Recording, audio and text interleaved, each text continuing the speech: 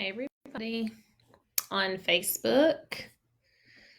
I'm using the new live stream option on Facebook and it looks totally different. So I hope that you're seeing me. If you are, say hi and let me know that I'm doing this right because it's a little different setup than I've had in the past. Okay, now I'm going to go live on Instagram at the same time. Let's get over there and see what we can do.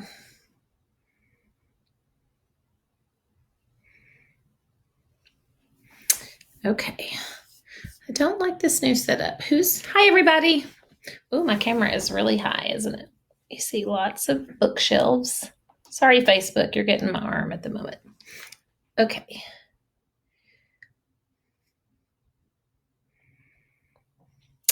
All right. Hey guys.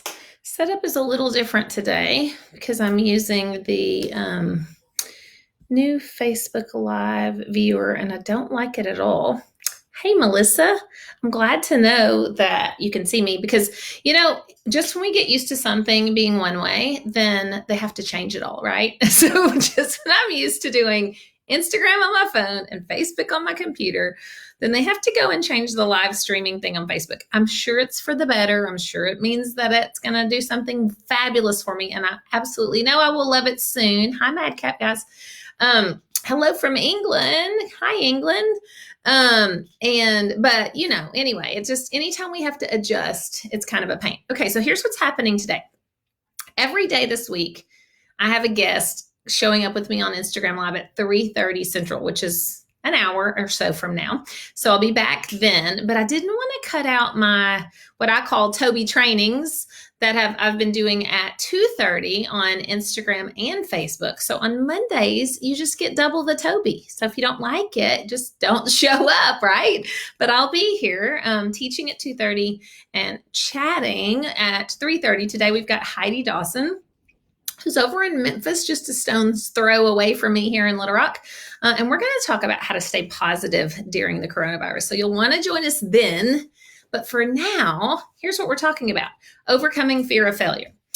So how many of you are stuck in that place of paralysis in your business, in your life, in any of those places because you're afraid to fail? Because I find this over and over and over again is the number one thing that holds people back. I probably coach on this more in my Design You coaching program, individual scenarios of people struggling with failure or fear of failure more than anything.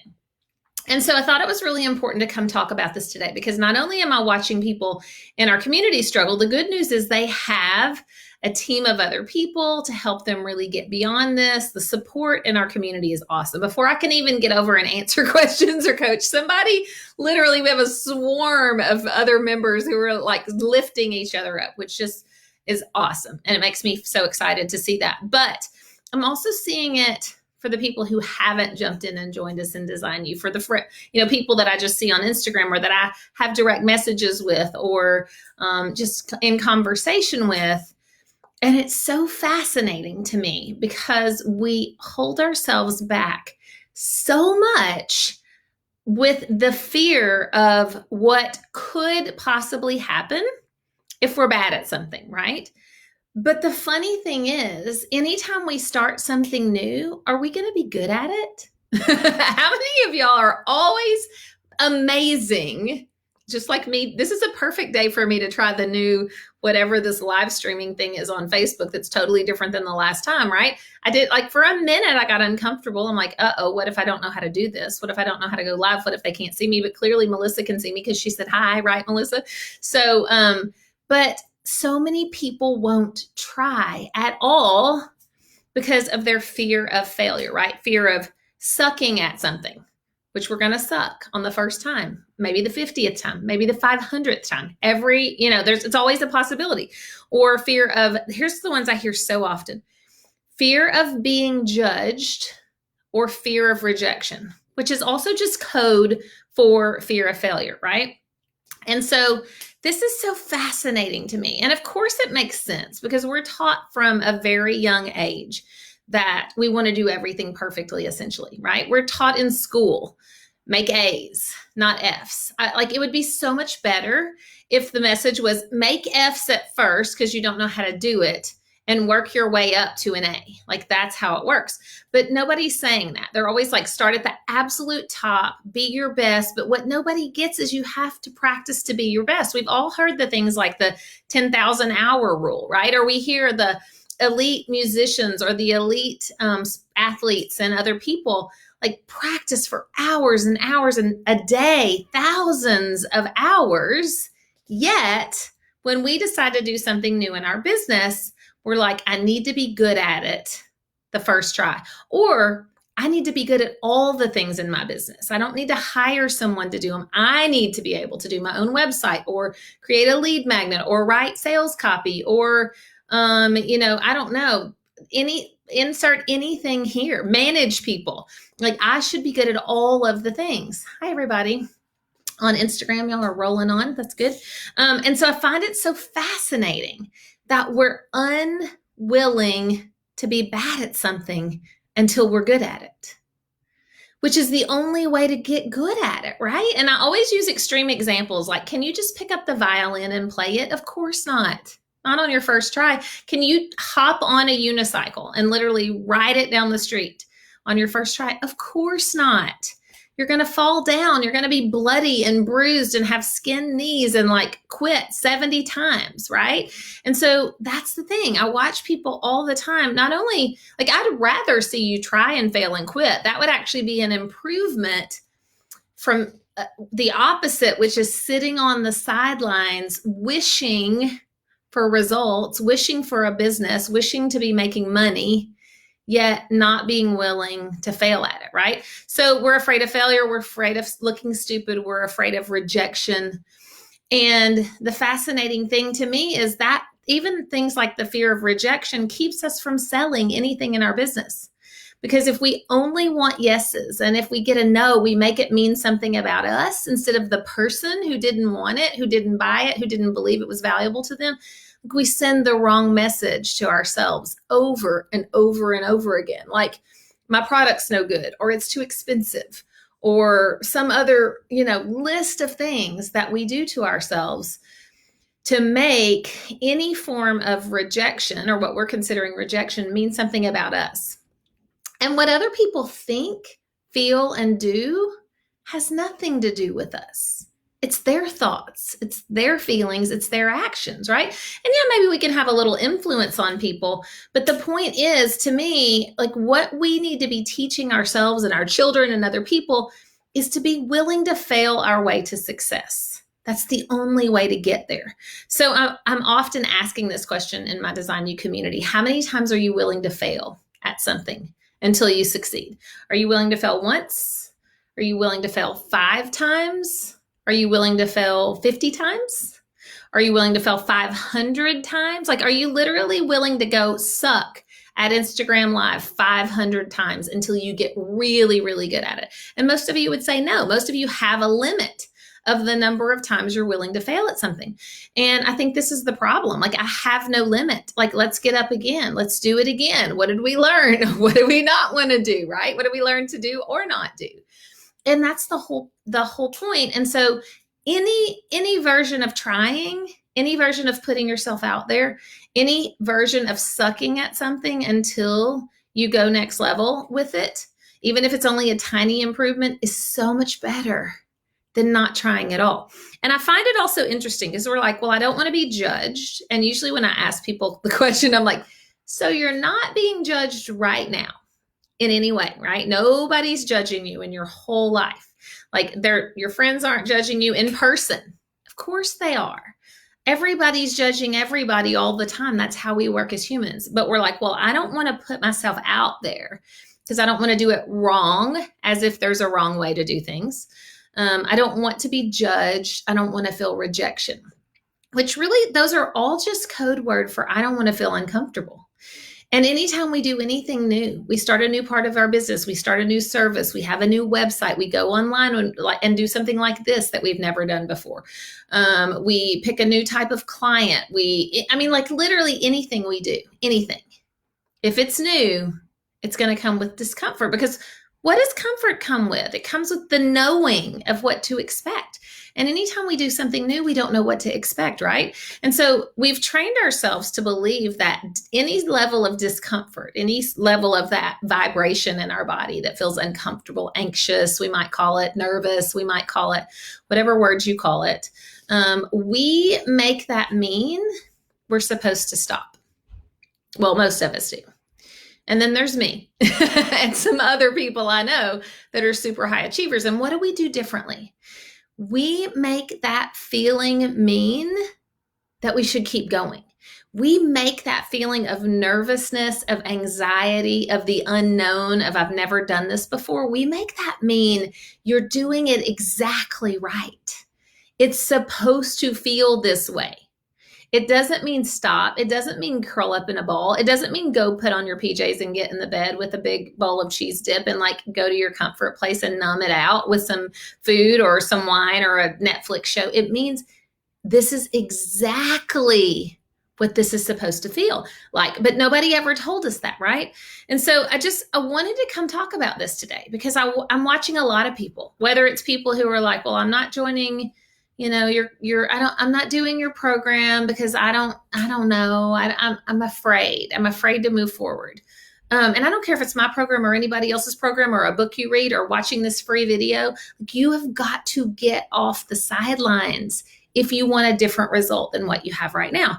And so one of the things that I think is so interesting, and maybe you guys can see this. I know on Instagram it's backwards. Sorry about that. I've researched. There's no way to make it not backwards. If you want to see it forwards, go look on Facebook. But I want you to see the visual of this, okay? Because I teach something called the thought model, that we put our thoughts, our feelings, our actions, and our results in a framework. And it shows us, like, when we think this thought, what results we're creating in our life. And so I think it's so fascinating because I do this all the time in my program. And show people the difference in the thought model of discomfort and the one of comfort and the results they create, and why we have to be willing to be uncomfortable to create the results we want. And so just to give us some evidence, you can put anything here in the thought line. You can put going live on Instagram if that's one of the things you've been procrastinating on. Selling my services. I absolutely love that one, right? Like selling my services. And it'd be the same over here, okay? And when our feeling is comfort, how much selling are we really doing most of the time, right? Comfort in selling our services, unless you've really practiced it a ton, only comes from some level of like sitting on the sidelines, underselling yourself, being way too cheap, something that's like a total like easy thing to put out to someone that has really not the results that you want. So like this could be any kind of thought for most of you. And I mean, there's a lot of different ones, but I just want you to see that when you feel comfortable, your actions and your results are probably not the things you want in your life. Most of the time, the result we're creating with comfort is little to no money, right? Because most of you are like, well, I put out one proposal to someone and they said no. And so I got no money, but I wasn't stretching myself. I wasn't charging my worth. I wasn't doing anything that put me out of my comfort zone. On the other side of this line, if our feeling is discomfort, extreme discomfort, anxiety, nervousness, what we know a lot of times is when we're there and we're willing to leap and take the chance and do the thing that we've never done before and suck at it until we get good at it, guess what happens? So often, like all of the dreamy stuff, like dreamy money, influence, followers, whatever it is we're trying to create, all the good stuff. And I know on Instagram you can't totally see it, but like all the good stuff comes from a model that has discomfort in the feeling line. And what we want to do is we're like, can't I just take comfort and shift it over there? Because unless it's comfy, I don't want to do it. I don't want to do all the actions that come with discomfort, right? I want to do all the comfy things. But what the reason I'm showing you these two options, and we don't have it all filled in because it would be based on your thoughts and your feelings and your actions. But I want you to see that when we're comfortable, the actions we take are usually not enough to get us to what we really want in our life. And so I want you to see that. Now, discomfort here sounds like a negative emotion. And so one of the things we can do to make us go ahead and take the actions we want is to reframe it. We can make it exciting. In the book, The Big Leap, he says, fear is just excitement without the breath, which I love.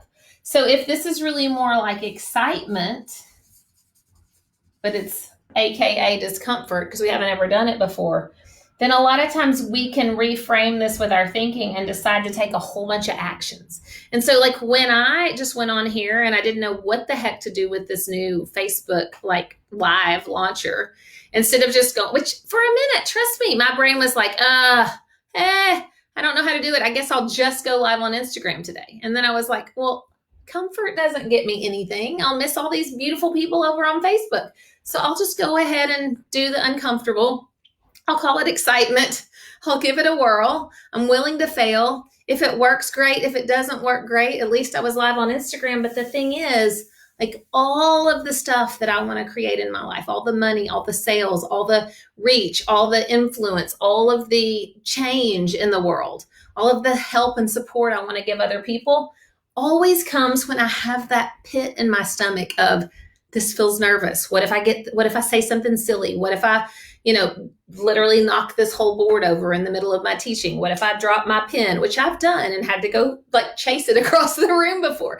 Like, what if my tech is wrong? What if the thing doesn't work on Facebook? Like, what if is always possible, but I'm willing to take that risk and feel uncomfortable, reframe it as excitement, because when I do that, I take the actions that really matter and I'm creating purposely the results I want in my life. And I just want you to see, you don't get to take comfort zone and just plant it over in the model of your dreamy results. They don't go together. And I want you to start changing the way you think about discomfort. I want you to start changing the way you think about those feelings that are tingly and horrible, or at least you've called them horrible. And what would you have to do? How would you have to think differently to make them now mean I'm excitement? I'm excited. I mean, it is excitement. I'm excited. I'm willing to go next level. I'm willing to do things that in the past I would have said felt horrible, knowing that in the long run, they're going to create something so amazing that I'm willing to do it. And that's why I say that one of my favorite phrases I've learned in the last few years is discomfort is the currency of your dreams. Discomfort is the currency of your dreams. Comfort is not.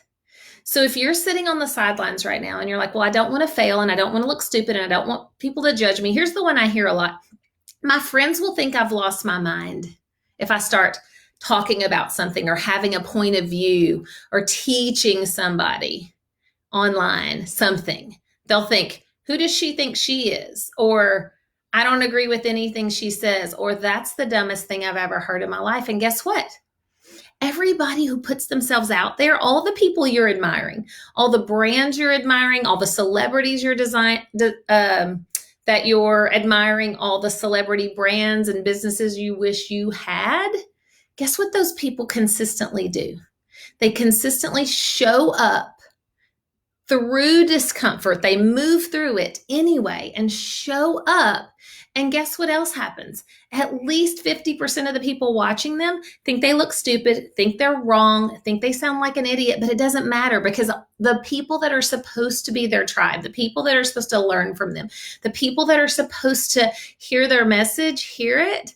And those people think something totally different, right? They think this is amazing. This is incredible. This changed my life. This helped me.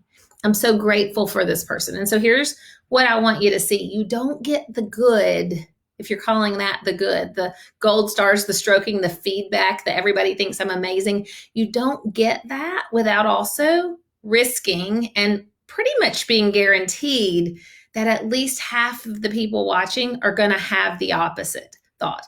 That's the whole point. In marketing, you may have heard you want to repel and you want to attract. And you don't get, a lot of people are like, no, I only want to attract. I'll do it, Toby, if I only feel warm and fuzzies. And if 100% of the people that watch think it's amazing and love me. And it doesn't work that way. Okay. So every time I show up, do y'all think there are a lot of people who are like out making fun of me right now? Probably. Do y'all think that there are a ton of people watching that are like, who does she think she is? And why does she think she's an expert on this? And oh, here she is again.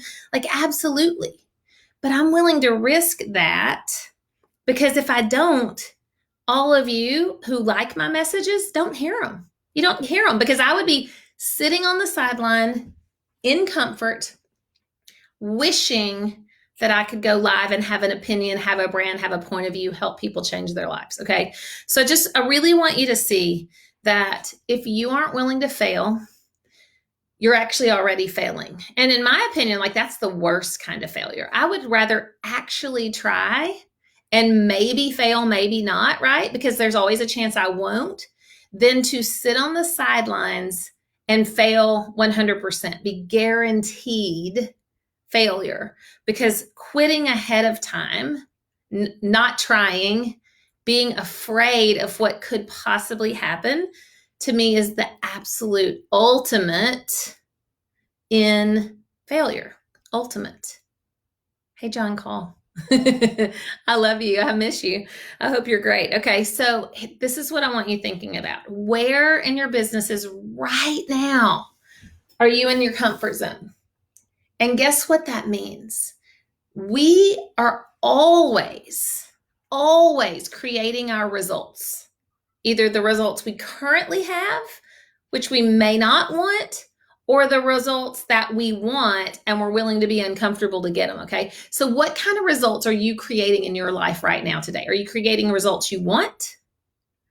Or are you creating the results you don't want? Because you are creating your life all the time, even if you're not conscious of it, with your thinking and your feeling, because that's what makes you take action or not.